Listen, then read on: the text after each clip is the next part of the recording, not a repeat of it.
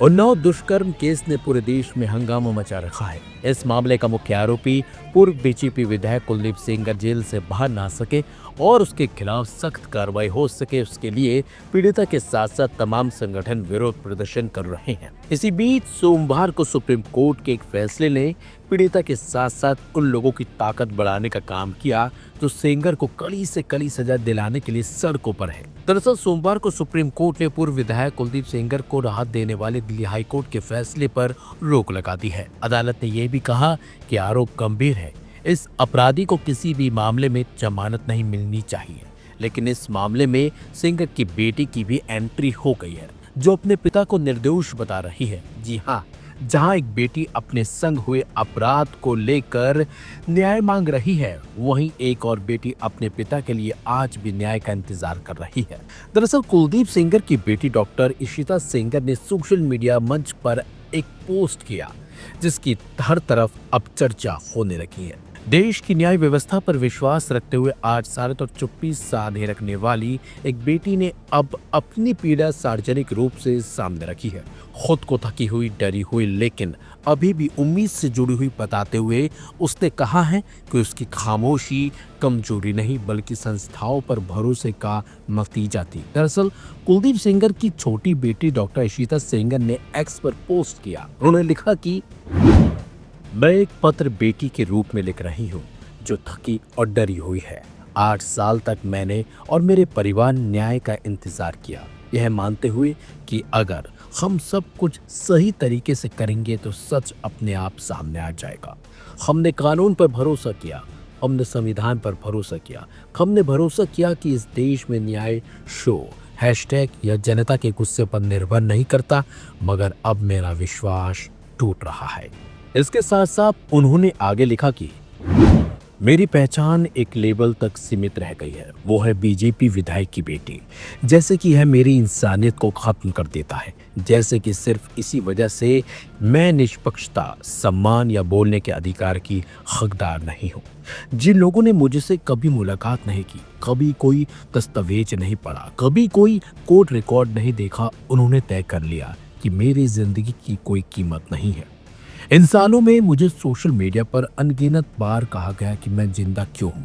अगर जिंदा हूँ तो उसके लिए मेरा रेप किया जाना चाहिए, मुझे मार दिया जाना चाहिए, यह सजा दी जानी चाहिए। ये नफरत काल्पनिक नहीं, यह रोज की बात है। यह लगातार जब आपको एहसास होता है कि इतने सारे लोग मानते हैं कि आप जीने के भी लायक नहीं है, तो यह आपके अंदर कुछ तोड़ देता है।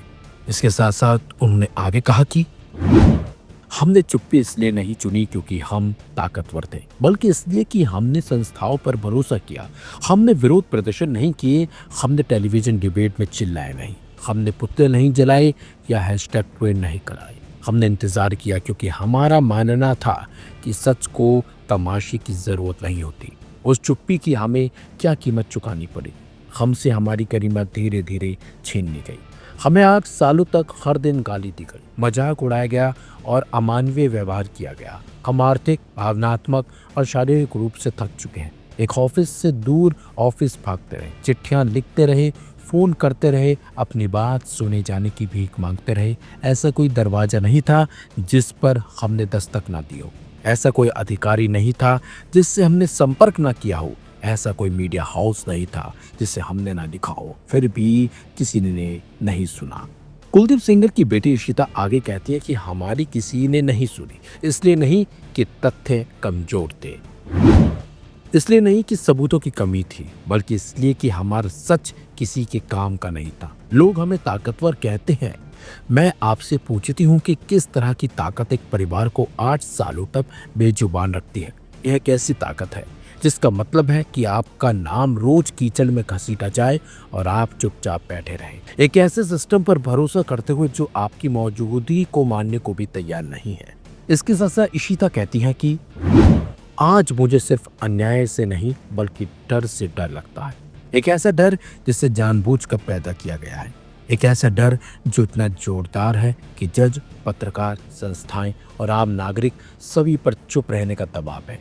एक ऐसा डर जिसे यह पक्का करने के लिए बनाया गया है कि कोई हमारे साथ खड़े होने की हिम्मत ना करे, कोई हमारी बात सुनने की हिम्मत ना करे और कोई यह कहने की हिम्मत न करे।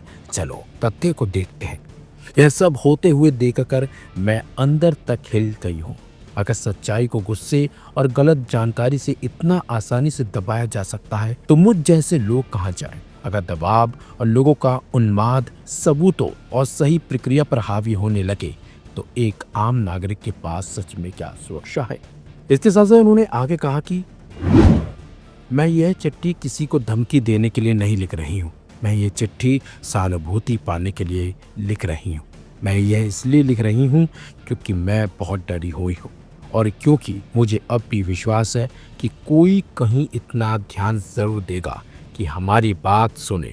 हम कोई एहसान नहीं मांग रहे हैं। हम इसलिए सुरक्षा नहीं मांग रहे हैं कि हम कौन हैं। हम न्याय मांग रहे हैं क्योंकि हम इंसान हैं। कृपया कानून को बिना किसी डर के बोलने दें। कृपया सबूतों की जांच बिना किसी दबाव के होने दें। कृपया सच्चाई को सच्चाई ही माना जाए, भले ही वह लोकप्रिय ना हो। मैं एक बेटी हूँ जिसे अब भी इस देश पर विश्वास है। कृपया मुझे इस विश्वास पर पछतावा ना करवाएं। उन्होंने अंत में लिखा कि एक बेटी जो अभी भी न्याय का इंतजार कर रही है। बता दें आपको, उन्नाव में कुलदीप सेंगर और उनके साथियों ने 2017 में नाबालिग को अगवा कर दुष्कर्म किया था। इस मामले की जांच सीबीआई ने की थी। दिल्ली की 30 हजारी कोर्ट ने दोषी कुलदीप सेंगर को 20 दिसंबर 2019 को उम्र कैद की सजा सुनाते हुए उसे मृत्यु तक जेल में रखने के आदेश दिए थे। सेंगर पर 25 लाख रुपए जुर्माना भी लगाया गया था। कुलदीप सेंगर की विधानसभा सदस्यता भी रद्द कर दी गई। उसे बीजेपी ने पार्टी से निकाल दिया था। इसके बाद ही कुलदीप सेंगर जेल में है। हालांकि हाईकोर्ट के फैसले से सेंगर और परिवार को उम्मीद थी कि वो जेल से बाहर आ जाएंगे, लेकिन अब सुप्रीम कोर्ट ने हाईकोर्ट के फैसले पर रोक लगा दी है, जिसके बाद सेंगर को बड़ा झटका लगा है। ये बच्ची जो थी और इसका परिवार मुझसे ये रोज पूछ रहा था कि क्या अब हम अगले 5 मिनट जिंदा रहेंगे या नहीं रहेंगे। अब कम से कम मैं इन्हें ये बता सकता हूं कि आपके पास अभी बहुत छोटी सी रिलीफ मिली है। बिल्कुल हमें इसको विक्ट्री नहीं कहना चाहिए। मैं इसको विक्ट्री नहीं कह रहा हूं। ये विक्ट्री नहीं है। ये एक छोटा सा सांस लेने का मौका विक्टिम और उसको परिवार को मिला है। इसके अलावा इस फैसले को मैं कुछ भी नहीं देख सकता, क्योंकि जो सीबीआई ने जो स्टैंड लिया है, जो हमें डर था वही किया उन्होंने। बहुत लिमिटेड पॉइंट पे स्टैंड लिया है उन्होंने, और जो हमारे सबसे मजबूत ग्राउंड थे उनको रेज ही नहीं किया, जो जजमेंट में भी मौजूद हैं। और अगर सीबीआई के पास तो हमारी रिटर्न सबमिशन भी मौजूद थी ना, जो हमने हाईकोर्ट में फाइल की थी, ना उन्होंने हमसे कंसल्ट किया ताकि हम उनकी पिटीशन बेहतर बनाने की कोशिश करते, ना उन्होंने हमें पार्टी बनाया, और कोशिश ये की कि हमें लास्ट मोमेंट तक उनकी जो एसएलपी फाइल है वो भी ना मिले। तब आज भी, लेकिन मैंने आपको पहले भी कहा है, इस बच्ची और इसके परिवार के खिलाफ इतने ज्यादा अत्याचार हुए हैं, इतने ज्यादा सबूत मौजूद हैं कि अगर इतनी सी भी बात की जाएगी ना, तो कोई भी जज, कोई भी अदालत इस बच्ची के ही पक्ष में फैसला देगी। और इसीलिए इस जजमेंट को हम क्रिटिसाइज कर रहे थे कि ये जो दिल्ली हाईकोर्ट की जजमेंट थी, वो इतनी महान दयालुता जो दिखाई थी इस कॉन्विक्ट को, कुलदीप सिंह सेंगर को, जिसको मैं बोलता हूं एप्स्टीन गैंग के मेंबर हैं, वो इंडियन एप्स्टीन गैंग के मेंबर हैं, उनके साथ बहुत बड़ा गैंग भी है। और आज आप लोगों ने अंदर भी देख लिया होगा कि हम लोगों की संख्या इतनी सी थी उन लोगों की संख्या के आगे, और हमें दोनों तरफ से मुकाबला करना पड़ रहा था, इस तरफ से भी और उस तरफ से।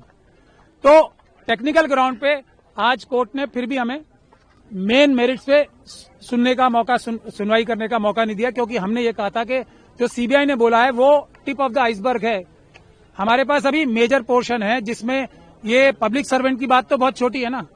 पब्लिक सर्वेंट के अलावा ये person in dominance in control है, क्योंकि इसी जजमेंट में लिखा हुआ है कि कुलदीप सिंह सेंगर साहब ने पंचायत होल्ड करके सबको बुलाया था अपने सामने और ये बोला था कि केस फाइल करो या ना करो, ये मैं तय करूंगा। इस तरफ की बातें इसी जजमेंट में लिखी हुई, तो हमें ये भी बोलने का मौका नहीं मिला। मुझे खुशी है, मैं सत्यमेव जयते ही बोलना चाहूंगी, और मैं चाहती हूं कि हमारे देश की जिस जनता का सहयोग रहा इस बिटिया के साथ, आप लोगों का तो सबसे ज़्यादा सहयोग रहा, मीडिया बंधुओं का तो सबसे ज़्यादा सहयोग रहा, और डे 1 से आप लोग सपोर्ट कर रहे हैं इस पीड़िता को, उसकी वजह से। और स्पेशली सुप्रीम कोर्ट ने भी बहुत सेंसिटिविटी से इसको डील किया है, हमें इस चीज़ को अप्रिशिएट करना चाहिए। हाई कोर्ट का ऑर्डर बहुत गलत था और सुप्रीम कोर्ट ने इस बात को समझा, और ना कि समझा, एक कदम आगे बढ़कर बहुत सारे पॉइंट्स उन्होंने बताए हैं जो जो कि आपसे शेयर कर लिए जाएंगे। और मुझे लगता है ये सिर्फ इस पीड़िता की जीत नहीं है, उस हर पीड़िता की जीत है और उस महिला की जीत है, उस बेटी की जीत है जो अपने न्याय की लड़ाई को छोड़ देती है या वो सोचती है कि हमें न्याय मिलेगा ही नहीं तो हम रिपोर्ट ही नहीं करते।